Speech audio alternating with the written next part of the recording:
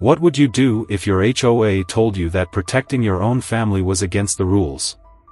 It all started with a letter, just a simple white envelope, the kind that usually carries junk mail or another dull HOA notice about lawn maintenance. I almost tossed it in the trash without opening it, but something about it felt off. The HOA rarely reached out unless they had something to complain about, and I hadn't done anything wrong. At least, that's what I thought. When I tore open the envelope and unfolded the paper inside, my stomach dropped. It wasn't about overgrown grass or my trash cans being out a day too long. No, this was something far more ridiculous. According to the HOA, my security cameras, the same ones I installed after a break-in just a few months ago, were a violation of the neighborhood's aesthetic guidelines. That's right. My cameras, meant to keep my family safe, were apparently so offensive to the community's visual harmony that they needed to go. I read the letter again, hoping I'd misunderstood. But there it was, clear as day. I had 10 days to remove the cameras or face fines. If I refused to comply, the HOA would escalate enforcement measures. I didn't know what that meant yet, but something told me they weren't bluffing.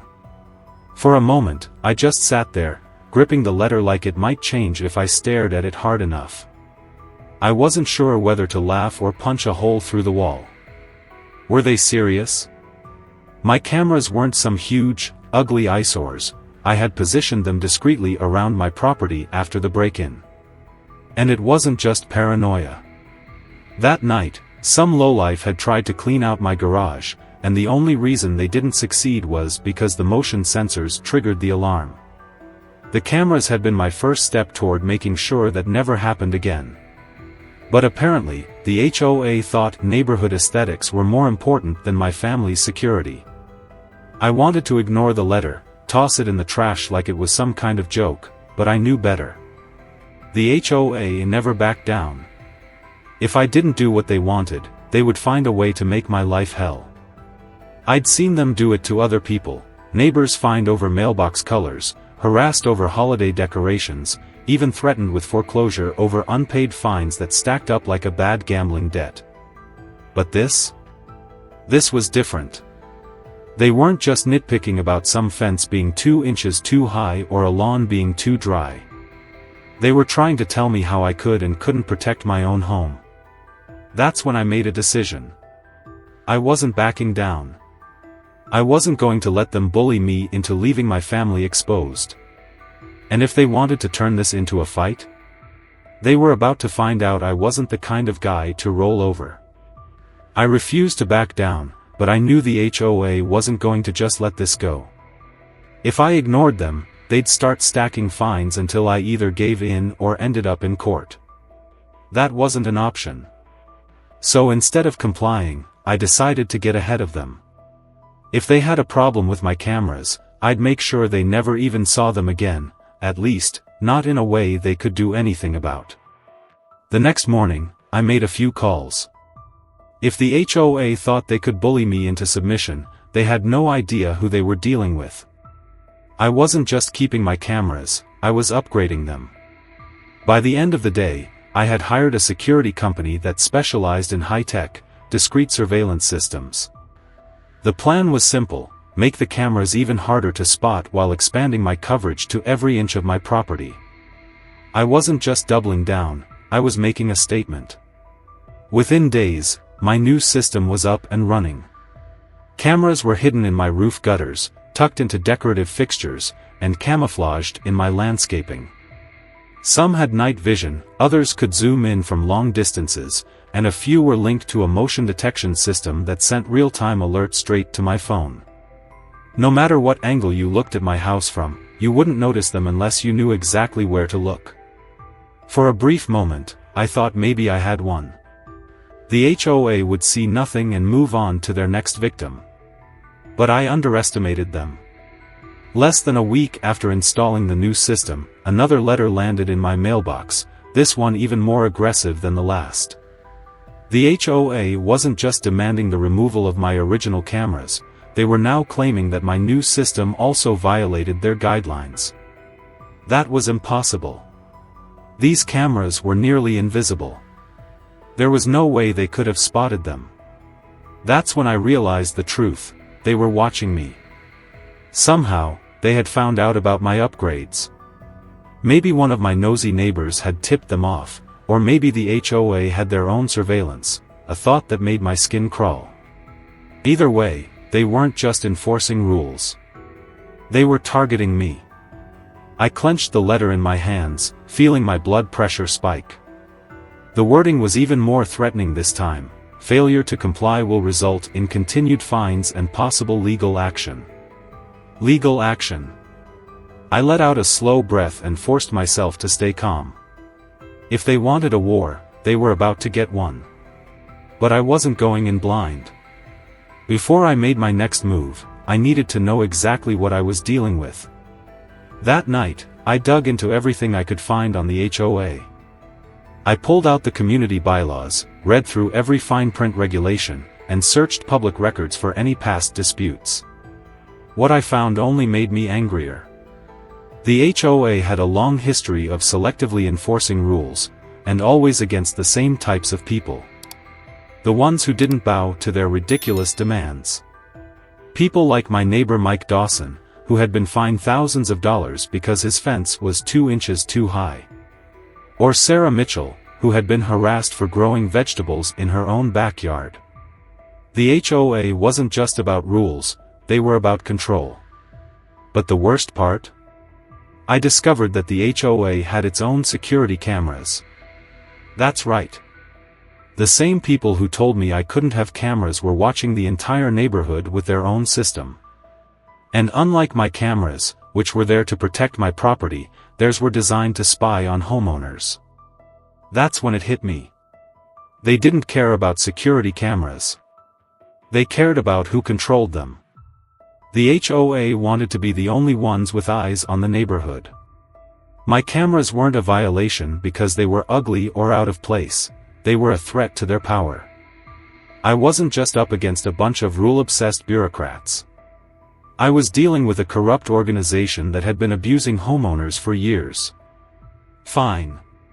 If they wanted to play dirty, so would I. I wasn't just going to fight back. I was going to tear them apart from the inside out. I wasn't just going to sit around and wait for the HOA to strike again. If they wanted a war, I was going to fight it on my terms. The more I thought about it, the more I realized this wasn't just about my cameras anymore. It was about something bigger: power, control, and corruption. They weren't just enforcing rules. They were picking their battles carefully, going after homeowners who pushed back while protecting those who fell in line. I started digging deeper, reaching out to neighbors who had been in similar fights with the HOA. What I found was even worse than I expected. Mike Dawson, the guy who had been fined into oblivion over his fence, had been forced to pay thousands of dollars for so-called violations that weren't even in the HOA bylaws. He'd tried to fight back, but the HOA buried him in red tape and legal threats until he finally gave in. Sarah Mitchell had dealt with harassment over her small vegetable garden, even though nothing in the guidelines explicitly banned it. They had made her life miserable, sending multiple violation letters, escalating fines, and even threatening to place a lien on her house if she didn't comply. And then there was what I found buried in the HOA's financial records. I started tracking the pattern of fines, cross-referencing them with homeowner complaints. What I discovered made my blood run cold. The HOA wasn't just collecting fines, they were pocketing them. The money from fines was supposed to go toward neighborhood improvements, but I checked the records and found almost no actual maintenance projects over the last few years. The funds weren't being used for landscaping, road repairs, or anything that benefited the community. Instead, they were being funneled into a private account controlled by the HOA board. A little more digging revealed the kicker: the board members, including Karen, were using those funds for personal perks. Fancy catered HOA meetings. Premium landscaping for their homes. Even trips, spa days, and expensive gifts labeled as administrative expenses. This wasn't just petty HOA nonsense anymore. This was fraud. That's when it all clicked. The cameras weren't the real issue. They never had been. The HOA was trying to silence me because they knew I was the type of person who wouldn't just roll over. If I fought them on my cameras, what else would I fight them on? What else would I find? And they were right to be worried. Fueled by rage, I kept going, gathering every piece of evidence I could. I saved copies of fines, highlighted discrepancies in spending records, and pulled up past lawsuits against the HOA. I even found old complaints from former homeowners who had been pushed out of the neighborhood by Karen and her crew. But the HOA wasn't done messing with me yet. A few nights later, my power went out. At first, I thought it was a blackout, but when I stepped outside, I saw my neighbors still had their lights on. That's when I checked my electrical panel and found the lock had been tampered with. Someone had manually cut the power. The next morning, I got a new HOA violation notice. According to them, my power usage was excessive, and I was drawing too much electricity in a way that disrupted the neighborhood's energy efficiency. They claimed they had the right to restrict power usage to protect the community. That was the moment I knew for sure, they weren't just coming after my cameras. They were trying to make me miserable. Fine. Let them come. I wasn't just going to defend myself anymore. I was going to expose them. I had all the proof I needed. The HOA wasn't just some overzealous committee enforcing ridiculous rules, they were a corrupt organization shaking down homeowners for money and power. The cameras had just been their excuse to come after me, but now that I knew what they were really up to, they were about to regret ever sending me that first letter. The morning after they cut my power, I went straight to my lawyer. I laid out everything, the fines, the harassment, the selective enforcement, and, most importantly, the financial fraud. He didn't even need time to think about it. "You've got a case," he told me. "A strong one." But he also warned me that the HOA wouldn't go down without a fight. They had been running this scheme for years, and they wouldn't just let me take them down without trying to bury me first. I wasn't scared. If anything, I was more determined than ever. I sent copies of my findings to every homeowner I knew, especially the ones who had been targeted like me. Then I contacted a local journalist who had covered HOA corruption before. When I told him what I had uncovered, he was immediately interested. He asked for documents, photos, even copies of the fines. I sent him everything. A few days later, the article dropped. The headline said it all: homeowners fight back against HOA corruption, fines, fraud, and abuse of power exposed. The neighborhood exploded. People who had stayed quiet out of fear suddenly found the courage to come forward. Stories started pouring in. Homeowners who had been forced to sell their homes because of endless fines. Others who had been threatened with lawsuits for no real reason. The HOA's dirty laundry wasn't just out in the open, it was being aired in public. Karen and the board members scrambled to do damage control. That's when Karen made her biggest mistake. 2 days after the article went live, a police car pulled up in front of my house. At first, I thought maybe the HOA had finally been caught, that someone had reported them for fraud.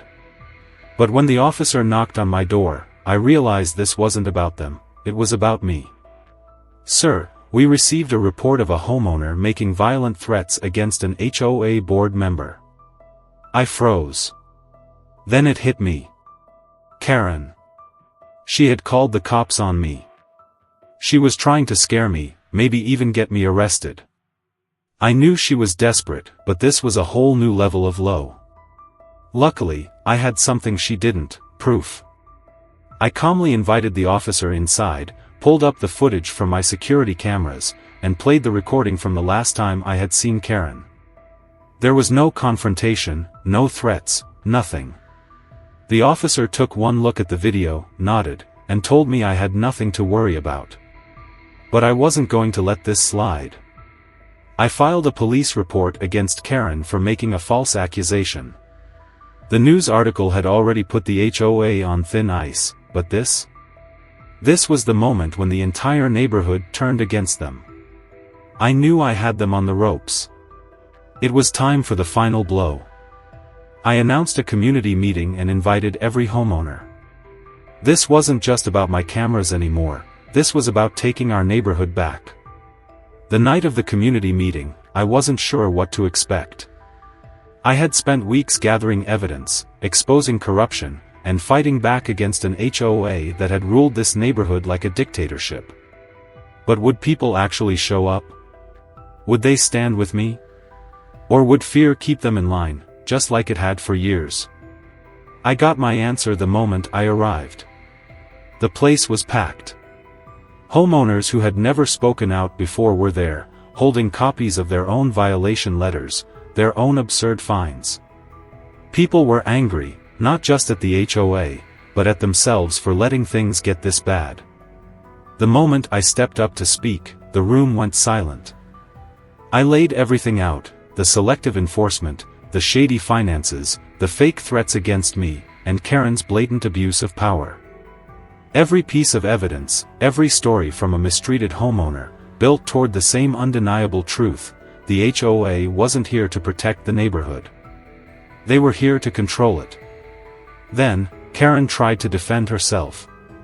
She stood up, her face flushed, her voice shaking with frustration as she claimed this was all a misunderstanding, that she had only ever acted in the best interest of the community. But the crowd wasn't buying it. The murmurs turned to shouts, boos, demands for her resignation. Even her own board members, sensing the tide had turned, began backing away. No one wanted to go down with her. Within 48 hours, Karen resigned. The remaining board members announced a full policy review, promising transparency and fairness moving forward. And as for the HOA's harassment tactics, they vanished overnight. No more ridiculous fines, no more intimidation, and most importantly, my cameras stayed exactly where they were. A week later, I saw something that made me smile. A for sale sign in Karen's front yard. She was leaving. I had one. But more than that, the entire neighborhood had one. People finally understood that they didn't have to be afraid, that they had power when they stood together. The HOA had ruled with fear for years, but once we fought back, we took our community back. So, now I have to ask, have you ever felt powerless against HOA, or Karen, rules? Share your experiences below, let's see who had it worse.